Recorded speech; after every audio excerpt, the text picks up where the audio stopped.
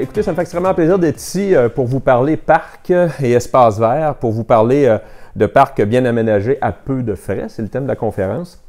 Comme j'ai été présenté, je ne reviendrai pas sur mes expériences passées, justement, à titre de conseiller. Juste vous mentionner que ce qui m'a amené à parler de parcs, à m'impliquer au niveau des parcs, des espaces verts dans ma municipalité, et aussi par ricochet avec le projet Espace de l'Alliance québécoise du loisir public, c'est à cause de ma responsabilité du dossier des loisirs dans ma municipalité. Vous savez, loisirs et parcs, c'est dans le même giron. Alors, c'est à titre de conseiller responsable des loisirs que je me suis retrouvé impliqué de la sorte. C'est sûr que mon expérience familiale, on l'a dit tantôt, c'est gentil. Alors, j'ai 6 enfants. Le plus jeune est âgé de 8 ans. La plus vieille a 22 ans. Donc, ça vient teinter beaucoup mon action dans ma municipalité, mon implication politique. De sorte que je milite beaucoup justement pour les valeurs familiales, la politique familiale, dont en passant je suis le répondant à la municipalité, c'est aussi un de mes dossiers. Et j'essaie toujours, quand on essaie d'améliorer un parc ou d'en créer un nouveau, de penser famille dans l'aménagement du parc. Soit dit en passant, je vais avoir plusieurs plugs, excusez-moi l'expression, pour le projet Espace dans ma présentation. Écoutez, j'ai participé sur le projet pilote du parc 0,5 ans des Chambeaux et ça a aidé à bâtir tous les outils qu'on retrouve maintenant sur le site projetespace.ca. Parlant de famille, on a maintenant une fiche justement qui parle du penser famille dans l'aménagement des parcs. Je vous y réfère quand vous irez sur le site web projetespace.ca. Il y a toutes les fiches qui sont là. Je vous invite à aller jeter un coup d'œil à cette nouvelle fiche qui n'existait pas auparavant, soit dit en passant. Bon, alors là, c'est supposé fonctionner, ça? Oh, wow! Écoutez, moi, je vous fais un petit plan de présentation rapido presto. Je vais revenir sur les objectifs de la présentation tout d'abord, bien entendu. Je vais vous présenter Deschambault-Grondines. On en a parlé un peu. Bon, là, vous êtes affranchi un peu cette question-là, tant mieux. Mais pour des gens qui ne nous connaissent pas, qui ne sont pas de la région, quand on dit Deschambault-Grondines, on pense que c'est une petite commune de France. Et en plus, Patrick Bouillet, qui est un nom pas très commun, on dit, bon, ça y est, c'est un Français qui vient d'une petite commune de France. Et c'est pas ça, c'est un petit village qui est situé à 35 minutes ici en allant vers Trois-Rivières. On était vraiment à mi-chemin entre Québec et Trois-Rivières. Je vais vous en parler un petit peu tout à l'heure. Comment j'ai voulu segmenter un peu ma présentation? Je suis allé avec le titre de la conférence, c'est pas très original. Alors, des parcs, je vais vous parler de parcs, de quelques exemples de parcs qui vont teinter un peu ma présentation au fur et à mesure de ce que je vais avoir à vous raconter. Des parcs qui sont bien aménagés, donc comment est-ce qu'on s'y est pris pour aménager? Donc, des stratégies au niveau de l'aménagement, des façons de faire, un peu différentes peut-être. On va essayer de vous inspirer là-dessus, et à peu de frais. Alors, des stratégies, encore une fois, comment est-ce qu'on peut aménager un parc, en améliorer un, sans que ça coûte une fortune. Puis vous savez, quand on parle de parc dans une municipalité, je ne sais pas s'il y a beaucoup d'élus municipaux. Est-ce que je suis le seul ici? Oh, on en a quelques-uns, bravo. Alors, quand on est un élu, on a beaucoup de dossiers importants à la ville. Souvent, dans les petites municipalités, la patinoire, le terrain de balle, c'est important. Évidemment, tout le développement économique est important, la sécurité, les transports, etc., la voirie. Alors, quand on parle de parc, nos collègues nous invitent à y aller plutôt mollo. Alors, ce n'est pas un dossier qui est nécessairement acquis. Mais quand on arrive avec des stratégies, des façons de faire qui vont nous coûter moins cher, là, on va chercher une écoute de la part de nos collègues élus. Et la conclusion, évidemment, je vous vends le punch, c'est possible. Donc, on sait la conclusion, c'est possible. Alors, tout va concourir vers cet objectif de vous démontrer que c'est faisable d'aménager des parcs dans nos villes, dans nos municipalités, à peu de frais. Bon, le rappel des objectifs, écoutez, c'est pas compliqué, je veux vous inspirer d'abord. C'est mon principal objectif. Si je suis capable d'en inspirer 1, 2, 3 dans la salle, je serai très heureux, je serai satisfait. Évidemment, je vais essayer de vous partager des stratégies, des pistes d'action qu'on a mis en place chez nous, qui fonctionnent chez nous. Je ne sais pas si ça fonctionne partout, mais enfin, chez nous, ça a bien fonctionné. Et encore une fois, je veux juste dire une chose, on n'a pas le monopole de la vérité chez nous, on n'a pas la science infuse, nos projets sont bons. Je suis heureux de vous en parler, mais il y a sûrement des projets tout aussi bons dans d'autres municipalités. J'en ai vu dans d'autres municipalités. D'ailleurs, je m'amuse à visiter les parcs dans les municipalités du Québec avec ma famille. Nous, on voyage au Québec. On se promène d'une région à l'autre. On ne sort pas du Québec. C'est une tradition familiale. Alors, l'été, nos vacances, on les passe au Québec. Puis, j'aime ça aller voir comment sont aménagés les parcs dans les autres municipalités, dans les autres villes. Et j'en vois des belles choses qui m'inspirent. Alors, de la même façon, je vais essayer de vous inspirer à mon tour. Bon, ça, c'est une petite image, dans le fond. C'est une intermède. Juste pour vous dire que les parcs chez nous, c'est très important. Ça s'inscrit dans notre vision quand il est question de qualité de vie pour nos citoyens et citoyennes. C'est l'héritage de notre politique familiale qu'on a adoptée en 2011. En 2011, on a adopté une politique familiale où le cadre de vie était au centre de nos préoccupations. Et quand on a renouvelé notre politique familiale, c'est tout récent, c'était il y a 1 mois, on a fait du cadre de vie axé sur les saines habitudes de vie un objectif qui est transversal dans l'ensemble de toutes nos actions. D'ailleurs, on l'a travaillé avec des intervenants du CIUS qui nous ont accompagnés tout au long de notre démarche de révision de la politique familiale. Donc, les parcs sont centrales dans notre municipalité quand il y a question de qualité de vie pour toutes les catégories de population, pas juste les tout-petits, les enfants, mais c'est pour toute la famille, les personnes aînées, pour tous et toutes. Alors ça, c'est 3 exemples de parcs qui ne sont pas le même en passant, mais je vais y revenir parce que chacun de ces parcs-là, je vais vous en parler plus en détail. Deschambault-Grondines, qu'est-ce que c'est? Bien, je voulais mentionner, dans le fond, je ne passerai pas beaucoup de temps, puis de toute façon, on en a parlé un petit peu tout à l'heure. Écoutez, c'est une petite municipalité, 2300 de population. C'est pas énorme. Ce qui nous caractérise, toutefois, c'est que c'est une municipalité qui est très étendue. C'est la fusion de 2 anciens villages du chemin du Roi, et on s'étend sur à peu près une vingtaine de kilomètres de littoral le long du fleuve. Et c'est une vieille municipalité. Plus de 300 ans d'histoire dans les 2 secteurs de Deschambault et Grondines. Et donc, vous comprenez que le patrimoine est très présent chez nous. L'architecture traditionnelle est très présente. Donc, les paysages, le paysage bâti, le paysage naturel est hyper important et les gens sont très fiers. C'est devenu un peu notre marque de commerce, si vous voulez. Alors, le cadre de vie étant aussi important, il ne faut pas se surprendre que chez nous, les parcs, évidemment, par contre-coup, soient aussi considérés dans notre offre au niveau de la population. On a quelques activités économiques quand même qui nous distinguent. On a une aluminerie. Bon, quand on dit ça, on est une municipalité de 2300, on a une aluminerie, on s'imagine que là, on est riche. Mais c'est une petite aluminerie. Vous savez, c'est fragile le dossier des alumineries présentement que le marché de l'aluminium. Alors, on est toujours très inquiets, puis on est devenu un peu dépendant de cette activité économique parce que beaucoup de gens qui habitent chez nous, on a attiré beaucoup de nouvelles familles, c'est des gens qui travaillent dans cette aluminerie-là, c'est 500 employés à peu près. Mais évidemment, c'est devenu le poumon économique de la MRC de Portneuf. La MRC de Portneuf, une MRC qui est quand même, somme toute, assez petite, c'est moins de 50 000 habitants. Et vous savez, moi, je viens du secteur ouest de la MRC. Le secteur ouest de la MRC, qui est limitrophe à la Mauricie, c'est un secteur qui est reconnu pour être en dévitalisation. Alors, c'est ça qui est amusant, c'est que chez nous, on a une aluminerie dans notre municipalité, toute petite de 2300, dans un secteur dévitalisé. Ça nous permet de réaliser des choses, mais il faut y aller quand même prudemment, parce que l'argent n'est pas nécessairement toujours au rendez-vous. Vous le savez aussi bien que moi, ceux qui sont des élus dans des villes, dans des municipalités. Alors, c'est pas facile, on gère ça en très bon père de famille, on a un peu plus d'argent, mais on y fait bien attention. Mais c'est pas à cause de ça nécessairement qu'on est capable de réaliser autant de parcs. C'est parce que surtout qu'il y a une volonté municipale, puis on a une vision en matière de parcs et d'espaces verts. Je continue. Voici quelques images qui représentent bien notre municipalité à l'heure actuelle. Le marché public de Deschambault, une activité qui est très courue, qui permet de mettre en valeur nos artisans, nos producteurs locaux. De plus en plus, je vous ai parlé tantôt de parcs d'espaces verts, c'est important pour nous, le cadre de vie. Mais les saines habitudes de vie, c'est aussi le bien manger. Et chez nous, plus ça va, plus on est bien nantis à ce niveau-là, parce qu'on a beaucoup de producteurs locaux qui ont une belle offre avec le marché public qui nous permet d'y avoir accès. Et des commerces de proximité, comme ici, c'est une brûlerie qui a été aménagée dans le cœur du village. On a une boulangerie, on a une fromagerie, une chocolaterie, toutes sortes de petits commerces artisanaux comme ça, qui permettent justement d'offrir à nos concitoyens des produits frais, des produits du terroir.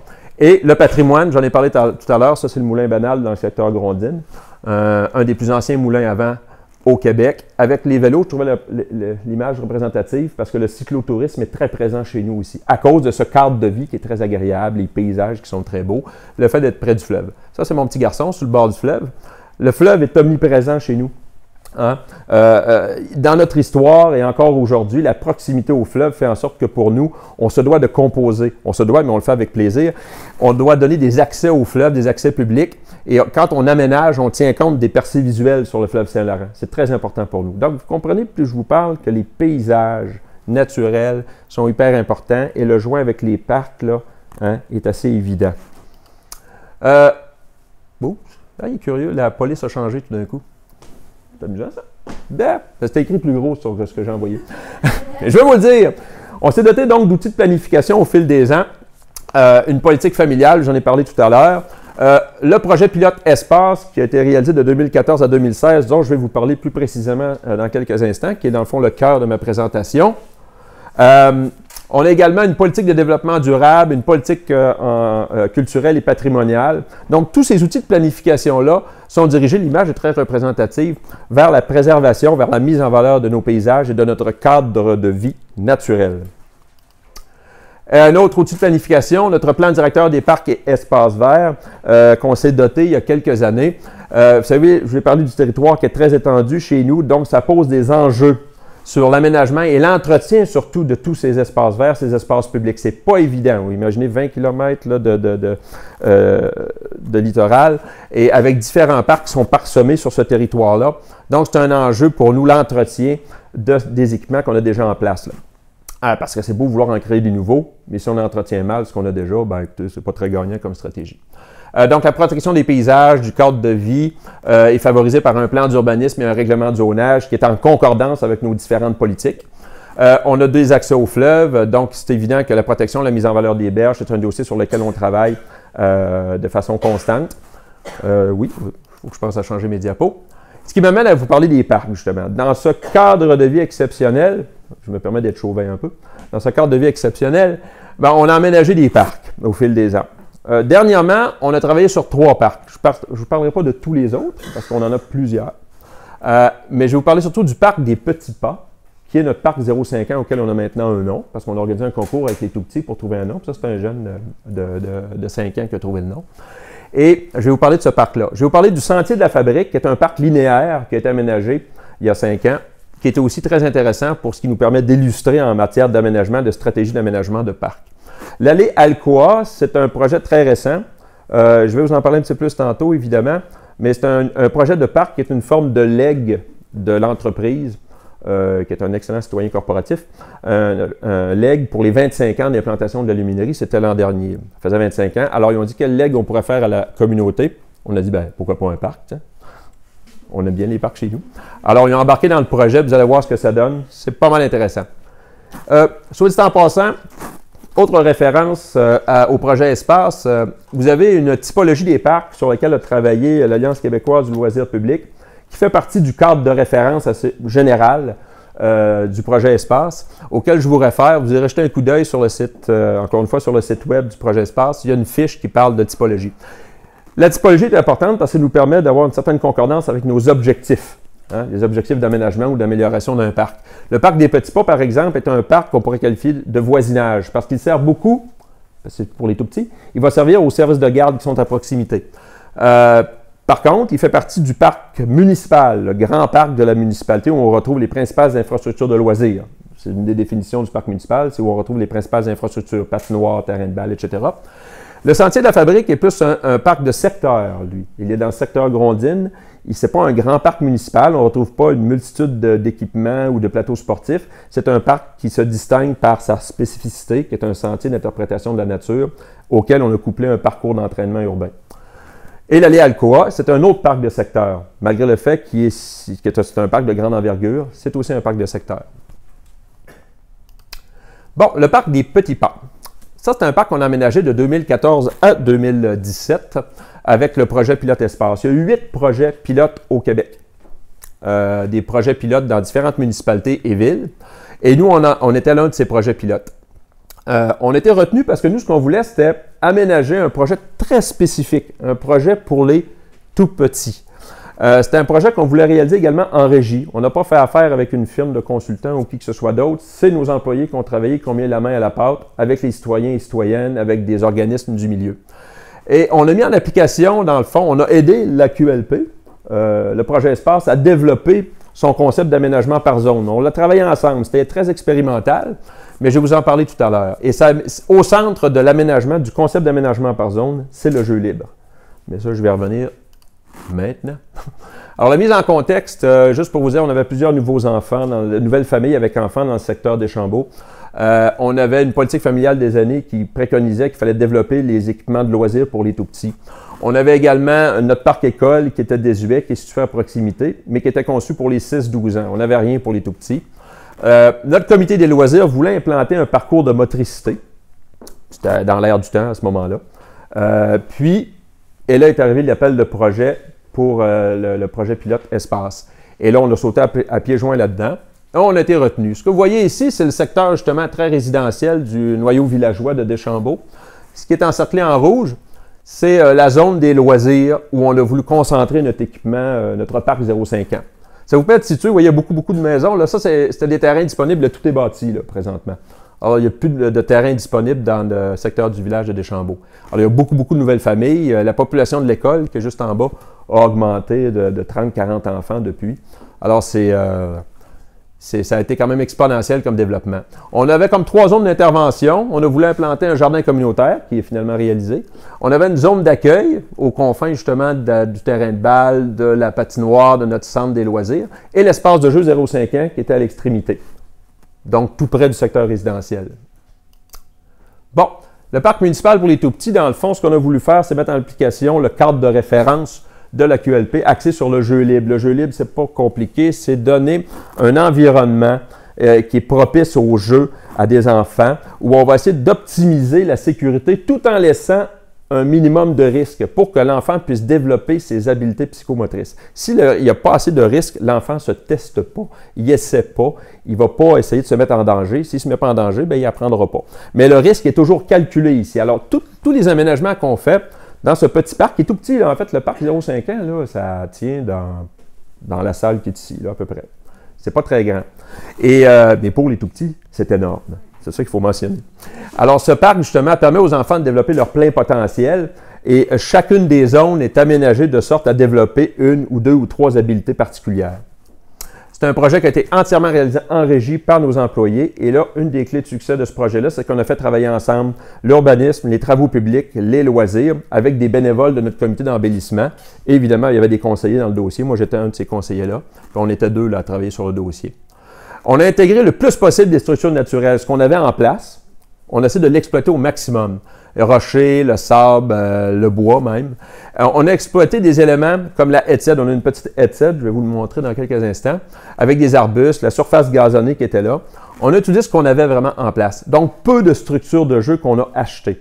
Et je vous dis que le gros du budget, là, ça a été les structures de jeu qu'on a achetées, parce qu'on en a acheté quand même quelques-unes. Et c'est ça qui coûte cher. Alors, quand on est capable de minimiser l'achat de structures, bien, écoutez, c'est gagnant. Puis les enfants, là, les structures de jeu, ils jouent dedans, là. Mais des rochers, des arbres, un tunnel, une trouée dans une haie de cèdre, là, eux, ils s'amusent avec ça. Ils n'ont pas besoin des fois beaucoup plus.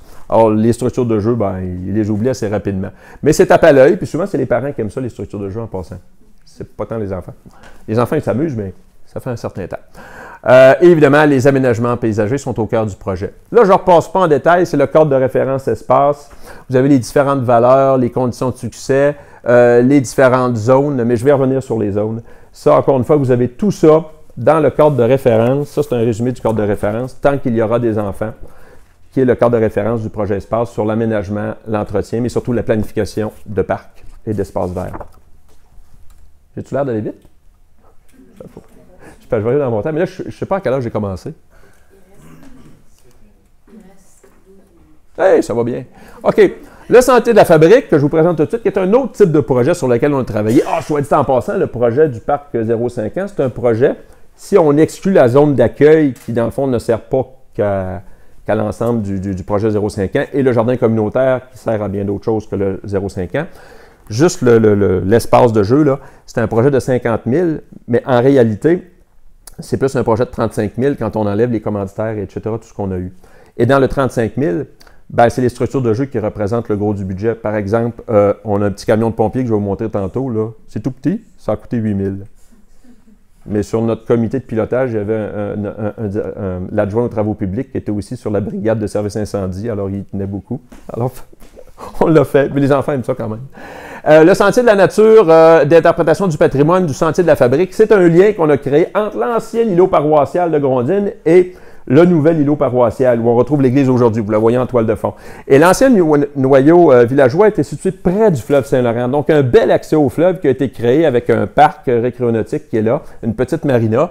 Donc on a fait le lien entre les deux. Donc essentiellement, c'est un sentier qui débouche sur ce qu'on appelle une plaine de jeu libre. La plaine de jeu libre est un concept très important pour Espace.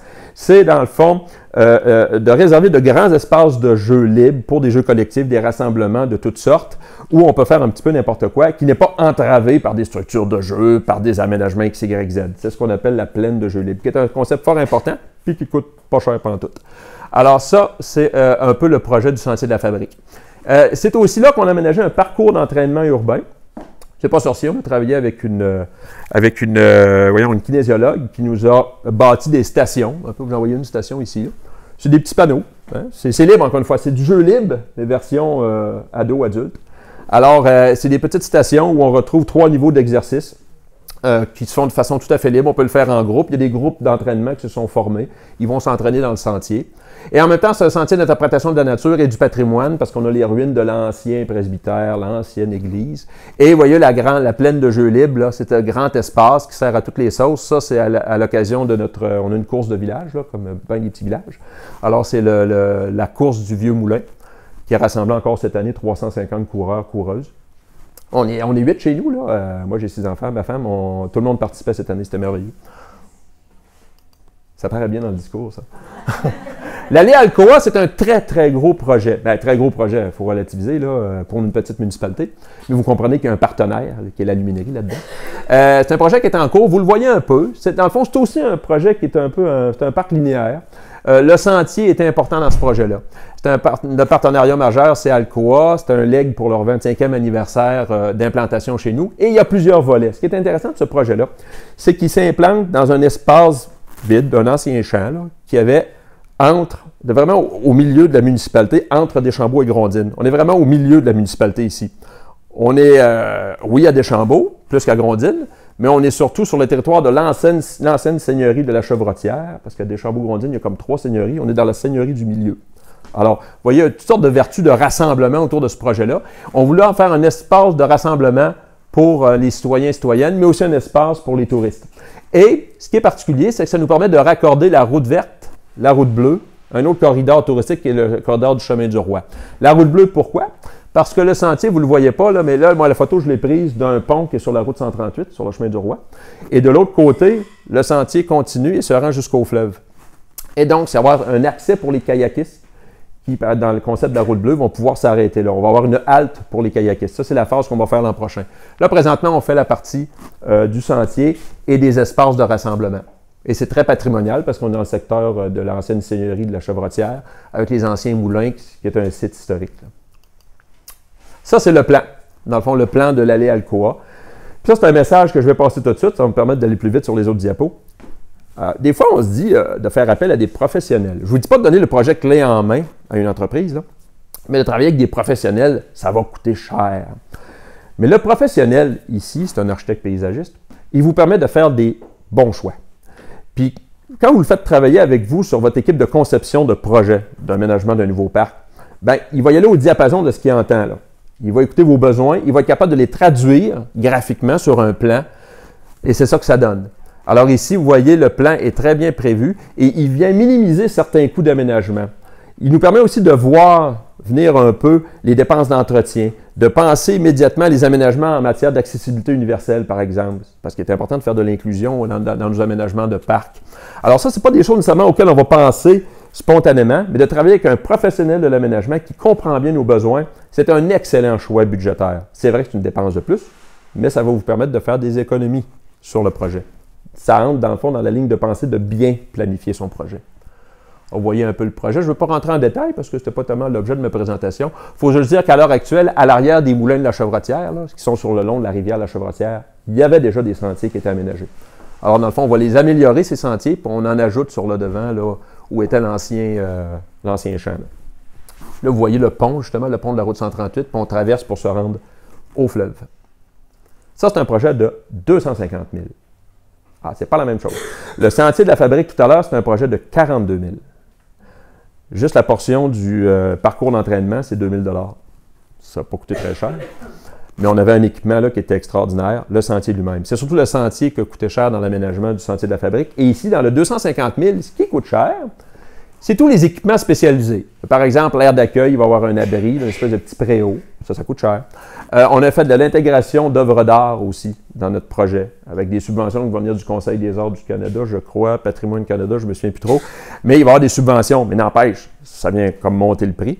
Et aussi, toute la zone de débarcadère là, pour les kayakistes, ça aussi, ça représente une portion importante du budget. Parce que le seul sentier qu'on aménage, le nouveau sentier, c'est à peu près 15 000 sur le 250 000. Et c'est dans le fond ce qui va le rendre le plus attractif. Le sentier, de planifier un sentier quand on prépare un parc, pensez-y, c'est un incontournable. Un sentier, on a le goût de s'y engager, on a le goût d'y aller en famille, on part à la découverte dans un sentier. Moi, en tout cas, avec les enfants, quand on s'en va dans une municipalité et qu'il y a un parc, on voit un sentier. C'est irrésistible, on s'engage dans le sentier. Alors, pensons au sentier. C'est une bonne stratégie d'aménagement qui est rentable en termes d'utilisation. Donc, des parcs bien aménagés, il faut bien connaître son milieu d'abord. Très important. Faites une étude de votre milieu. Permettez-vous d'être créatif. Ne répétez pas ce que le voisin a fait. Vous avez aimé le parc du voisin, mais répétez pas la même chose. Allez-y avec ce qui correspond à vos besoins, en fonction de votre portrait du milieu. Soyez créatif. J'ai parlé de l'équipe de conception. Impliquez les directions des travaux publics, l'urbanisme, impliquez les loisirs. Allez chercher les bénévoles, les organismes dans votre milieu qui peuvent donner un coup de pouce quand il est question d'aménager. Intégrez le professionnel de l'aménagement dans votre équipe de conception. Excellente stratégie. Le pensez famille. Pensez aux familles quand vous aménagez un parc. Des bancs, des tables, des zones d'ombre, un bloc sanitaire. S'il y en a un à proximité, allez-y uniquement avec de la bonne signalisation pour être capable de canaliser les gens vers ces blocs sanitaires. Des supports à vélo, hyper important. Intégration de l'art public, pourquoi pas? Ça, c'est un exemple d'œuvre d'art public qu'on a intégré au parc du Sentier de la Fabrique. Ça, c'est un peu comme un colimaçon. Les enfants peuvent entrer à l'intérieur, puis à un moment donné, ils ne peuvent plus bouger. Mais ça, c'est une œuvre éphémère. Il a fallu l'enlever l'an dernier. Et aménager par zone. Le projet espace qui nous dit, le projet espace, vous avez ici un autre exemple de plan. Tantôt, j'ai montré un plan fait par un architecte paysagiste. Ça a été fait par une spécialiste en horticulture. Le parc 0,5 ans, c'est une horticultrice qu'on a fait travailler là-dessus. Pourquoi? Parce qu'il y en avait beaucoup d'arbustes, il y avait beaucoup d'arbres. Le milieu naturel était hyper important. Alors, c'est elle qui a été notre experte. C'est sûr que ce n'est pas le même type de plan, mais c'est tout aussi valable, et avec les différentes zones qu'on retrouve sur notre plan. Vous avez les différentes zones, le fameux camion de pompier à 8000, là, c'est ça. C'est juste ça, hein. Ça bascule, là, c'est... Bon. Enfin, les enfants se garagent dedans, mais après ça, ce qui les intéresse, c'est plus ça ici. Parce que ça, là, la headset qu'on a taillée, c'est très ludique, hein, ça rappelle un peu les murs d'un château fort, avec la pergola dans le milieu. Il y a un petit tunnel ici, malgré qu'on a ajouté celui-là qui est artificiel, là.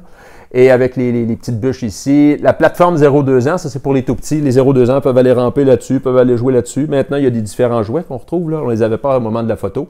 La zone d'accueil. Vous avez les rochers qui ont été intégrés au carré de sable. Des rochers. Ah, des rochers, les assurances ne voudront jamais nous assurer. Ah, mais non, c'est pas vrai. On a démontré que bien installé, c'est justifié pour des tout petits d'aménager des rochers. Vous voyez un petit garçon en pleine action. Je trouve que c'est encore mon petit garçon. Je ne suis pas obligé de lui demander d'autorisation, lui. La zone de jeu calme et de rencontre, aussi important. Vous voyez le rocher taillé un peu en forme de banc.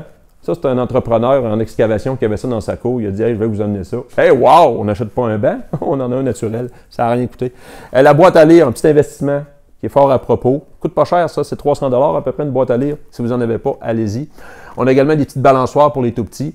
Le jardin communautaire qui a été aménagé à proximité. Excuse-moi pour le son. Ça va, toi? Je viens de le perdre. Pas grave. Toujours là? OK. Zone de création. Tout simplement des équipements qu'on a installés sur le mur du bâtiment de service où on peut crayonner. Les enfants vont crayonner là. Le jeu d'eau était déjà là en passant. Le jeu d'eau avait déjà été aménagé. Puis on avait fait appel à plusieurs partenaires du milieu pour l'aménager. Donc, bien aménagé, pensez sécurité, accessibilité, la signalisation, je l'ai dit tantôt, pensez à la signalisation, l'éclairage. Il faut penser aussi à la norme canadienne sur les équipements et aires de jeu si vous avez des structures de jeu. Pensez aussi à l'accessibilité universelle et les incontournables, je l'ai mentionné tantôt, les sentiers. Même un réseau de sentiers, c'est encore mieux. Des grands espaces de jeux libres, ça ne coûte pas cher, ça, pour les rassemblements, les jeux collectifs. Si vous êtes capable d'aménager une butte aussi, vous l'avez, la topographie du terrain vous permet de penser à l'aménagement d'une butte. Bien, faites-le parce qu'une butte, les enfants, ils aiment ça faire des roulades là-dedans. Puis l'hiver, ça vous fait une butte pour glisser. Extraordinaire. Ça ne coûte rien, ça non plus. Planifier 4 saisons, justement, ça me permet de glisser dans mon message l'importance de planifier 4 saisons, maximiser, optimiser l'utilisation de vos espaces publics. Et à peu de frais, bien, comme j'ai mentionné, pensez entretien en amont. Toujours. Choisir le site judicieusement en fonction du drainage pour ne pas avoir des surprises tout à l'heure avec des travaux de drainage, un ingénieur dans le dossier, ça ne finit plus, ça coûte très cher.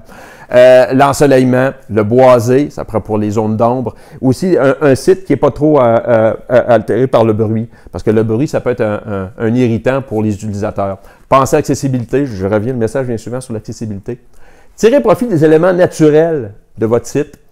Les aménagements physiques devraient être limités. C'est ça qui coûte cher. Allez avec ce qui est naturel. Pensez jeux libres, ça coûte pas cher. Une boîte à jouets, une boîte à sport que vous installez dans une plaine de jeux libres, plutôt que d'aménager un terrain de balle, ben c'est pas tout à fait le même prix. Hein. Alors, pensez jeux libres. Les grands espaces de jeux collectifs, c'est très populaire aujourd'hui. Les gens aiment ça être organisés, mais moins aujourd'hui. Ils aiment ça s'organiser eux-mêmes. Donnez-leur l'équipement, donnez-leur l'espace, puis ils vont avoir du plaisir en famille, entre amis. Ça coûte beaucoup moins cher. Bien choisir les matériaux, les surfaces, les végétaux, les structures de jeu. Un seul message, référez-vous au guide du projet Espace. Ils sont tous disponibles sur Internet. Guide d'achat pour les équipements de jeu, des parcs pour tous, les aménagements de sentiers. Excellente stratégie. Si vous ne le faisiez pas, faites-le. C'était ma plug Projet Espace. Et travaillez avec les organismes, les entreprises du milieu. Travaillez avec les citoyens, les citoyennes. Impliquez-les dès le début à l'idéation du projet. J'achève. Impliquez-les aussi dans l'entretien. Chez nous, là, dans le parc 0,5 ans, c'est les parents qui vont faire l'entretien du petit carré de sable. Hein? On a des râteaux à disposition, puis ils vont le faire. Puis ça leur fait plaisir de le faire. Faites intervenir vos différents services dans la municipalité. C'est des ressources qui ne vous coûtent pas grand-chose, à part du temps employé qui figure au budget, mais oui, de toute façon, ils sont là, il faut bien qu'ils travaillent. Les services conseils de votre mandataire Espace, les URLS, c'est plus la QLP qui s'occupe maintenant du projet Espace. Il y a des mandataires régionaux dans chacune des régions du Québec, il y a des URLS. Vous travaillez avec eux. Par règle générale, je pense que c'est les URLS là. Et les autres partenaires, tels que le CIUS, par exemple, les organismes sociaux sur votre territoire, ils vont vous donner un coup de pouce, ils vont bien vous conseiller, puis ça non plus, ça ne coûte rien, ça ne coûte pas cher. Donc, oui, c'est possible. Seul, on va plus vite, mais on se souvient qu'ensemble, on va beaucoup plus loin.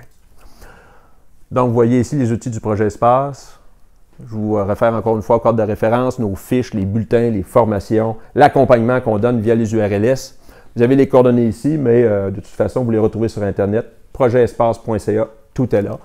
Je vous remercie. J'ai fait le tour.